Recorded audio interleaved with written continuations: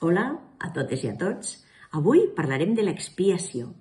Si busquem al diccionari la paraula expiació trobarem patir un càstig per haver comès una falta, un delicte o una culpa. Esta seria l'expiació de l'ego.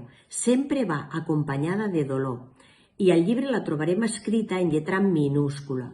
L'expiació del curs, escrita en lletra majúscula, és senzillament la correcció de tots els errors, desfer l'error a tots els nivells.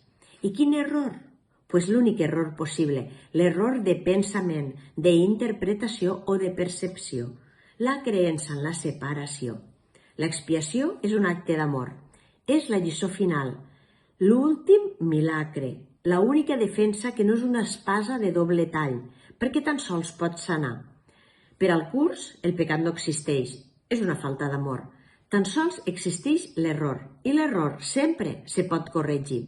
I així passem de la percepció, que està basada en interpretacions, no en fets, és el que veiem al món del cos, del temps, els canvis, els principis, els finals, no? A la percepció verdadera, que és la base del coneixement.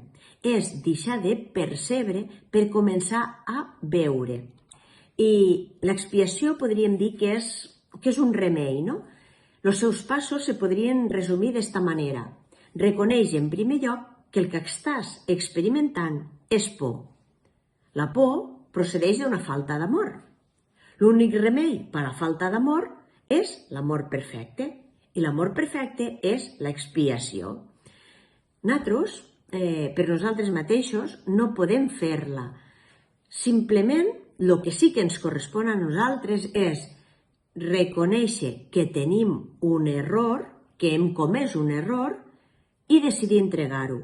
I això ho entreguem a l'Espírit Sant, i és ell el que fa el procés d'expiació.